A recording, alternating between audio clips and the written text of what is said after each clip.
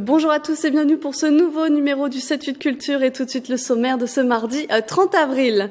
Des années 30 à nos jours, le musée de la ville donne la part belle aux objets de notre intérieur. Pour notre nouvelle exposition, le site a extrait près de 90 objets de sa collection. Pour ses 20 ans, l'Harmonie de Saint-Quentin-en-Yvelines organise un festival. 4 formations du territoire et 3 franciliennes ont répondu présentes pour 3 jours autour de thèmes musicaux variés. Et c'est un trésor bien gardé par sa commune. Orsemont possède au sein de son église un tableau d'un peintre célèbre, Eugène Delacroix. Et nous recevrons aussi Nathalie Cougny, l'auteure yvelinoise, publie un nouvel ouvrage d'une rencontre entre Nietzsche et une artiste peintre. À la sortie de la Seconde Guerre mondiale émerge une société de consommation avec une intense production d'objets diversifiés, des objets qui prennent place dans notre vie quotidienne et qui ont inspiré les équipes du musée de la ville de Saint-Quentin-en-Yvelines, sujet réalisé avec Calypso Vanier. Du Thermomix des années 70 au robot de cuisine de 2015, histoire de nos objets. Au musée de la ville de Saint-Quentin-en-Yvelines, il règne comme une atmosphère de Madeleine de Proust. Un des objets emblématiques, sans doute que tout le monde connaît, c'est la petite balance terraillon. On a ce petit appareil qui est en fait assez innovant en matière de balance de cuisine, puisque l'ensemble du mécanisme est caché pour être enfermé dans une boîte très designée, très organique comme ça, très simple, avec les angles arrondis. Pour sa nouvelle exposition, le musée nous entraîne dans l'histoire des objets de notre temps, une exposition pensée de manière thématique autour des temps qui rythment un foyer. Ces 4 thématiques sont l'espace de la cuisine, l'hygiène, les nouvelles technologies et le confort.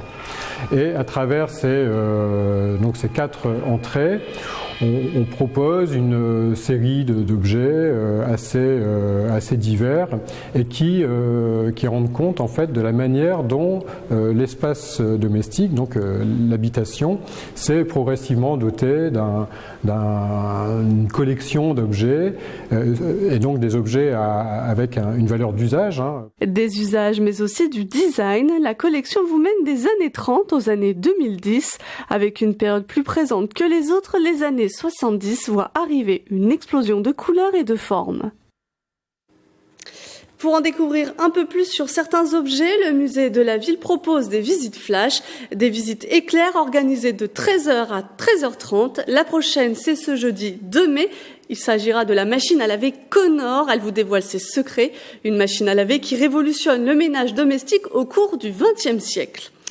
Vous connaissez le célèbre peintre Eugène Delacroix, mais vous ne saviez peut-être pas que sa toute première commande a été passée et réalisée dans les Yvelines. Ce tableau est aujourd'hui à Orsemont. Il fait la fierté de la commune et de son millier d'habitants. Marilène Yapichino vous raconte l'histoire.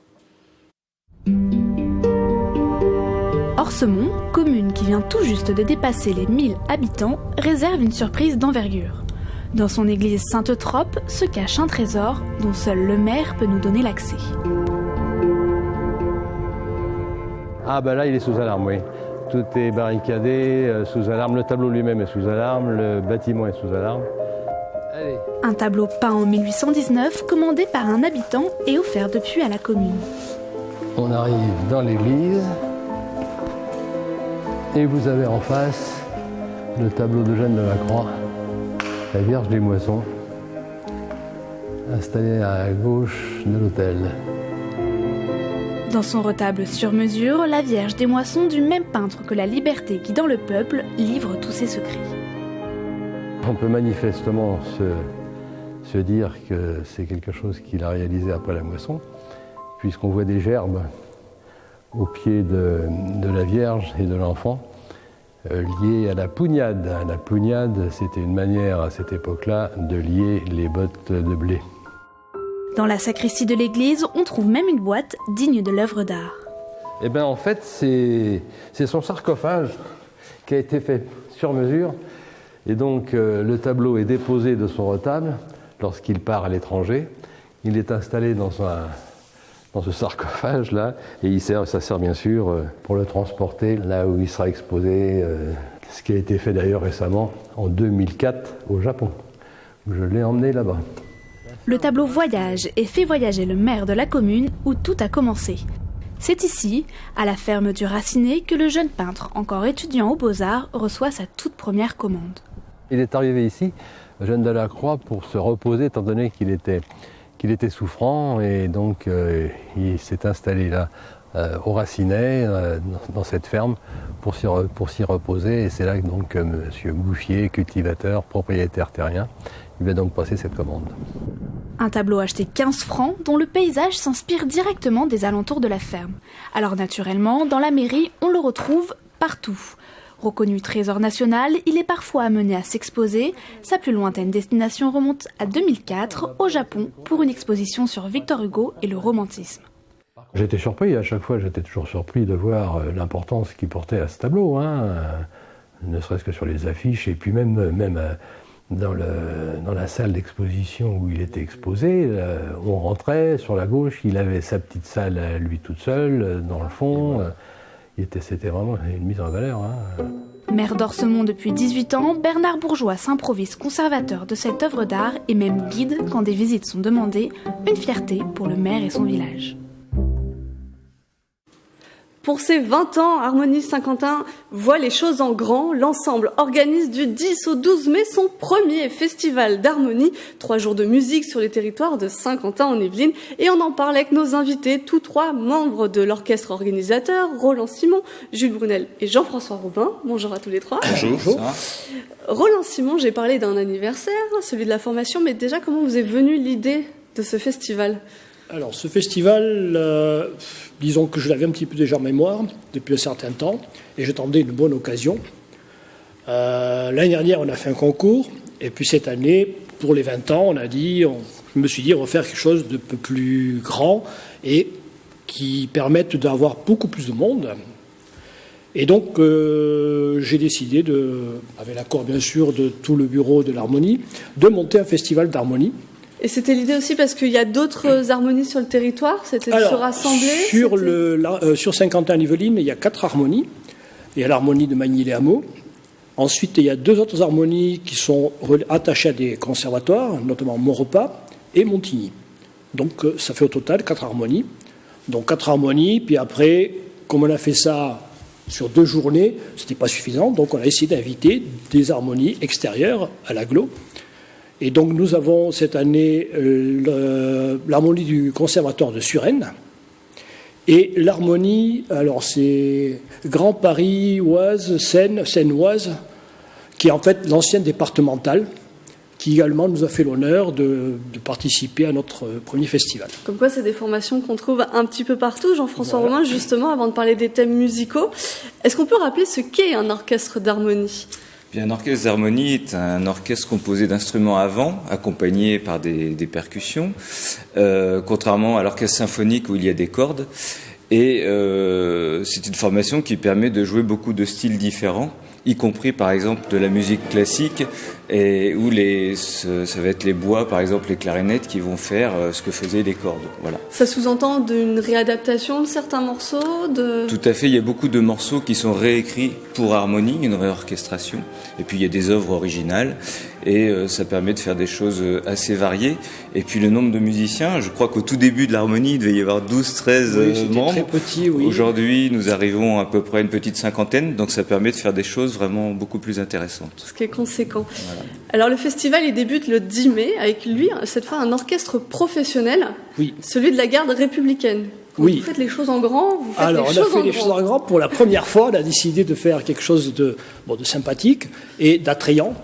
Et donc, j'ai contacté l'année dernière l'harmonie de la garde républicaine, ce qui a été un peu compliqué pour trouver une date, parce que c'est une formation qui est relativement prise et très sollicitée, ne serait-ce que par le gouvernement et puis toutes les instances de l'État, mais également par des particuliers, des organisations particulières comme nous.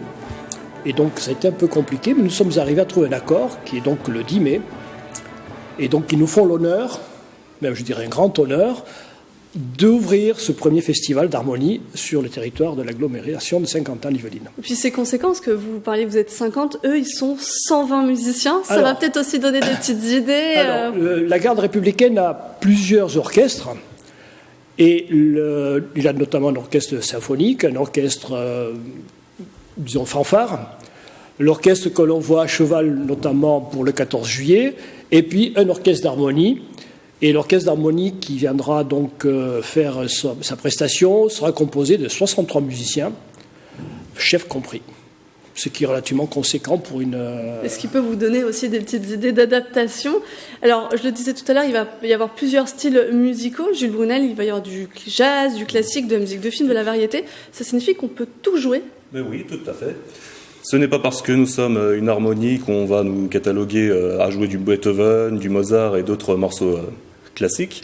On peut adapter des morceaux assez modernes. Il y a par exemple Montigny qui va jouer du Guns N' Roses ou du Pharrell Williams. Ils vont ensuite s'essayer sur des musiques de films.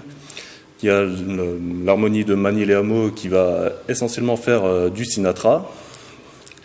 Et j'en dis pas plus sur les morceaux que nous allons jouer parce qu'il faut garder un petit peu plus de surprise pour le public. Mais justement, de jouer de tous les styles, ça permet aussi d'attirer, de dire à d'autres musiciens, venez, vous avez cette passion-là, venez jouer avec nous. Oui, cela n'empêche pas à d'autres musiciens de venir chez nous. Aussi, il y a notre répertoire qui les a touchés, en particulier sur certains morceaux, qu'ils viennent nous rejoindre à l'harmonie de Saint-Quentin, ou sinon d'autres harmonies qui les ont un peu plus touchés. Alors, Jules Brunel disait qu'il y avait des surprises. Jean-François Robin, est-ce que vous répétez depuis longtemps, vous, pour votre partie de concert sur ce festival? Bien sûr, on répète. Nous ne sommes pas des professionnels, donc nous répétons de façon détendue, mais rigoureuse, effectivement. Et c'est tout l'intérêt de l'harmonie, c'est-à-dire qu'il faut répéter sa partie individuelle, mais c'est surtout l'ensemble, écouter les autres. Et c'est ça aussi qui est très intéressant, écouter les autres et puis pour pouvoir donner quelque chose d'intéressant au public et partager, c'est le partage, la musique, donc voilà ce qui est intéressant. Oui, nous répétons et nous sommes au point, je peux vous rassurer. Il restait encore quelques jours pour tout finaliser, mais entre tous ces concerts, il y a aussi des animations et elles seront faites par les Cuivres de Montmoulin. Vous avez associé Alors, les Cuivres territoires. Oui, en fait, les Cuivres de Montmoulin, ce sont les cuivres en fait, qui jouent avec l'orchestre symphonique qui est associé à Alphonse Daudet. Le théâtre qui vous reçoit. Voilà, le théâtre qui nous reçoit et qui nous prête toute l'infrastructure qui va bien. Et donc les cuivres de Montmoulin, oui, ce sont les cuivres de cet orchestre symphonique et qui dirige, ils sont, je crois, 7 ou 8. C'est presque semi-professionnel déjà à ce niveau-là. Et ils sont dirigés par Jean-Loup... on va dire Jean-Loup tout court. Qu'on découvrira voilà, lors de ce vous festival. Découvrirez. C'est très sympa de leur part. Ça va nous permettre en fait d'avoir de la musique ininterrompue pendant les 3 heures, puisqu'ils vont jouer à chaque fois qu'il y aura un changement de plateau. Voilà. Pour accueillir un peu pour mieux accueillir les et pour éviter qu'il y ait des trous d'attente. Voilà. Merci à tous les trois. Alors je le rappelle, la première édition du Festharmonie Saint-Quentin, c'est le nom officiel, débute le 10 mai prochain au théâtre Alphonse Daudet de Coignières. Un mot d'humour, à présent, ces soirées ont rythmé la saison du Prisme d'Elancourt et de TV 78. Le samedi 4 mai prochain, vous pourrez découvrir la dernière soirée du 7-8 Humour. Pour vous donner un avant-goût, un extrait du passage d'un des artistes, Alexis Rossignol, il est humoriste, mais aussi chroniqueur sur France Inter, Romain Ruspini au montage. Moi, je viens des Deux-Sèvres. Je sais pas si ça vous parle, les Deux-Sèvres. Ouais, c'est un petit département. Bon, si vous connaissez pas, c'est normal. C'est entre la Vienne et la Vendée. Et en général, quand tu as besoin de donner le nom des départements limitrophes pour que les gens situent ton département, c'est la merde, tu vois. Et quand les départements limitrophes, c'est la Vienne et la Vendée, ça pue du cul, tu sais. Mais moi, j'ai pour habitude de dire que, si vous voulez, les Deux-Sèvres, c'est un peu comme le point G. C'est-à-dire que tout le monde en a entendu parler, mais personne ne sait vraiment où c'est, tu sais. Et en général, quand tu trouves, tu y restes pas longtemps. Voilà. Ça fait surtout plaisir à la personne qui te reçoit.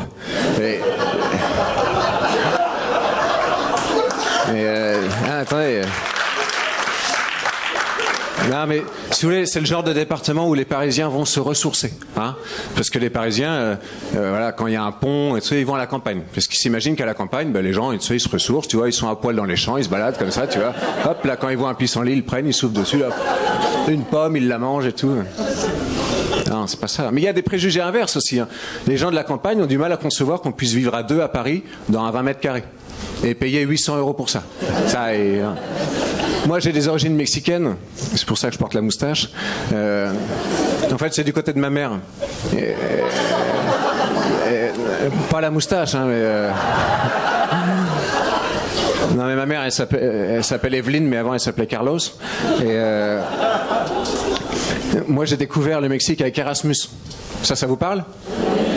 Bon, j'ai une petite définition, elle vaut ce qu'elle vaut, mais Erasmus, programme international qui permet à des étudiants étrangers fascinés par la France de venir étudier chez nous, et à des étudiants français fascinés par la fête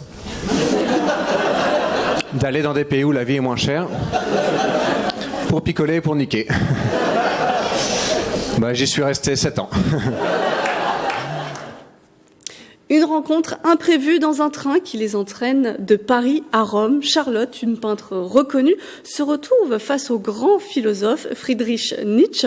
Nathalie Cougny en est l'auteure, elle est avec nous. Bonjour. Bonjour Mélanie. Les questions toutes simples. Mais comment vous est venue l'idée de transposer déjà le philosophe Nietzsche à notre époque ? En fait, déjà, je suis une passionnée de cet homme, de sa vie, de sa pensée, et, de sa philosophie. Et puis, en fait, l'idée m'est venue en partant en vacances dans un train. Et je me suis dit, tiens, pourquoi ne pas le faire revivre à notre époque, qui est une époque compliquée. Je pense qu'il y a besoin de visionnaires. Et comme ça en était un, j'ai trouvé que c'était une belle idée de le faire revivre aujourd'hui. Vous le découvrez très jeune, vers l'âge de 14 ans. Qu'est-ce qui explique un tel attachement ? Parce qu'en fait, je pense que j'ai trouvé dans sa philosophie beaucoup de choses qui me correspondent. Le grand oui à la vie, déjà, le dépassement de soi, utiliser la souffrance au lieu d'essayer de la nier pour en faire quelque chose de positif. Et je pense qu'aujourd'hui, on en a besoin aussi. En plus, c'est quelqu'un qui me touche beaucoup, qui a été malade toute sa vie, qui a lutté, qui a toujours dépassé sa souffrance. Et c'est un exemple aussi, je pense. Il vous donne des leçons de vie. Voilà. Alors, on le disait, il est transposé à notre époque. Est-ce que vous avez dû adapter un peu la pensée de cet homme dans l'histoire pour qu'il s'intègre ? En fait, non, parce qu'il disait lui-même, je serais compris en l'an 2000. Donc on y est. Et en fait, je parle de sa vie et j'explique qui il est simplement, parce que c'est pas le but non plus du livre, mais j'étais obligée quand même de retracer sa vie et sa façon de voir les choses en fait. Parce qu'on le connaît souvent autour d'Ainsi parlait Zarathustra, on ne connaît pas toutes ses œuvres, c'est aussi d'intégrer certaines de ses œuvres un peu moins connues. Il y a un extrait d'une œuvre à la fin, mais non, c'était pas le but, c'était vraiment de le faire revivre dans une histoire d'amour, puisqu'on n'en connaît pas sur lui, ou très peu, en tout cas une, mais on ne sait même pas s'il y a eu un baiser, ça n'a pas été confirmé. Donc, comme il aimait beaucoup les femmes, et pour lui, les femmes, c'était la vie même, et malgré qu'il n'ait pas beaucoup écrit sur les femmes, à peu près 30 pages dans son œuvre, donc j'avais envie de le faire revivre à travers une histoire d'amour, en fait. Alors l'amour, on va en parler un tout petit peu après, mais ce qui est important aussi dans cet ouvrage, c'est que vous vous nourrissez de l'actualité. On parle notamment des attentats et l'omniprésence de l'armée. Oui, et puis en fait, après il faut lire le livre. Il travaille en fait pour le gouvernement. En plus, il était pro-européen, donc il défend beaucoup l'idée d'une autre Europe. Et puis, il lutte aussi contre la montée de l'extrême droite, ce qui nous touche beaucoup en ce moment, depuis un certain moment, et ça n'a jamais été le cas depuis 1930. Donc en fait, il va très bien, parce que lui, il avait senti la montée de l'extrême droite, l'antisémitisme à son époque, donc il est très bien assis, en fait, à notre époque aussi pour ça. Et vous en révélez aussi un homme assez secret, voire un peu manipulateur. Alors, est-ce que c'était déjà dans ses écrits ? Je pense que c'était par exemple avec Wagner, qu'il adorait, même s'il a rompu avec lui son amitié, toute sa vie il le regrettera, mais pour des raisons, Wagner était antisémite, lui il défendait, il était contre justement le phénomène d'empire, etc.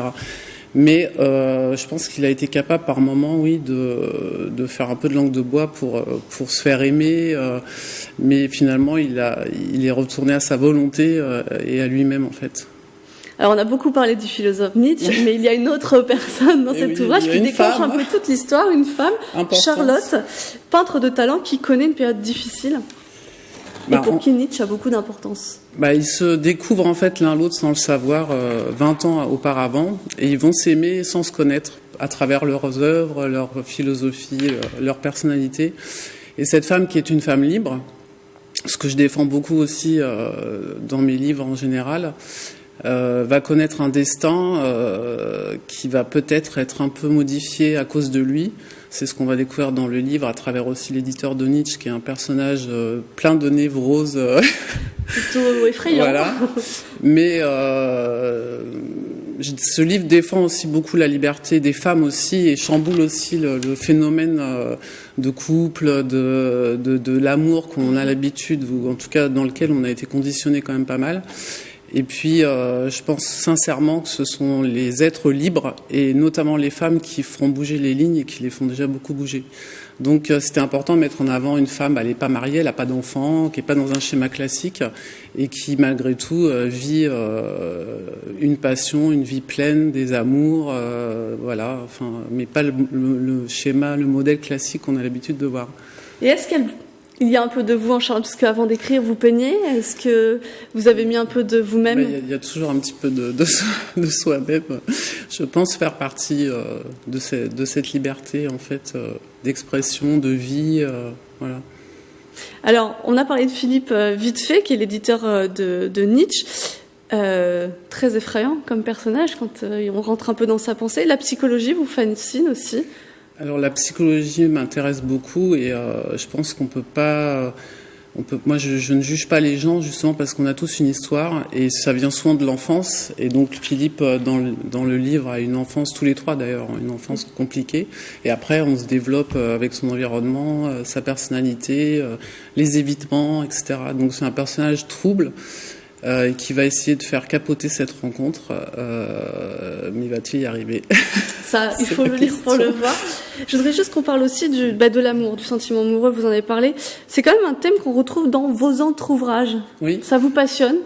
Ça me passionne et c'est lié à ma vie, parce que j'ai connu aussi un divorce et un changement de vie radical de par mon histoire personnelle. Et puis après, d'autres formes d'amour, j'en ai vécu plusieurs, et en fait, ça m'intéresse de décortiquer l'amour et de toucher tous les sentiments qu'on peut vivre. Et je le fais à travers la poésie sensuelle notamment, qui est une expression libre aussi, et qui permet de dire beaucoup de choses importantes sur ce sujet. Voilà. Alors je disais tout à l'heure, vous êtes l'amour, aussi... c'est universel, mais il y a pas. Moi, j'essaie de déconditionner l'amour en fait. Voilà, l'amour est multiple et pluriel, et c'est ça qui m'intéresse aussi. Alors j'en ai dit quelques mots tout à l'heure. Vous avez multicasquette, donc vous écrivez, vous êtes artiste peintre, mais vous êtes aussi impliqué autour de l'enfance. Oui. Si on peut finir là-dessus, cet entretien. Ça tombe bien, parce qu'aujourd'hui c'est la journée contre les violences éducatives ordinaires, et ça fait un peu plus de 10 ans que je lutte contre les violences faites aux femmes et la maltraitance faite aux enfants, qui est un fléau qui détruit des vies. Plus de 130 femmes qui meurent chaque année. On dit 2 enfants par semaine. Alors les chiffres sont compliqués parce qu'il n'y a pas de statistiques de fait, mais on compte pas non plus les enfants qui sont décédés à la naissance, etc. Bref. Et il faut que tout le monde s'y mette et que le gouvernement aussi s'y mette sérieusement, parce que pour l'instant, il y a beaucoup de mesures qui ne sont pas mises en place. Et les enfants, c'est tout, c'est la vie, et c'est une priorité, je pense. Et c'est un investissement qu'on peut revoir notamment sur votre site qui va s'afficher en bas de l'écran. Merci Nathalie Cuny. Alors je le rappelle, le sujet principal c'était votre ouvrage Paris, Rome et Nietzsche rencontre Charlotte. Il est notamment distribué par Hachette Livres. Et on passe maintenant à notre page agenda.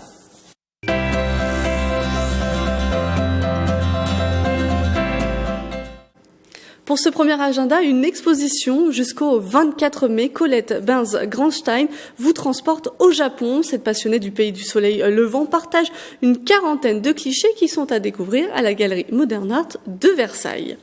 C'est un des rendez-vous incontournables du printemps. Les grandes eaux et les jardins musicaux ont rouvert au public au début du mois d'avril. Un mois déjà que le public peut profiter du spectacle au château de Versailles. Mais pas d'inquiétude, ce rendez-vous court jusqu'au mois d'octobre.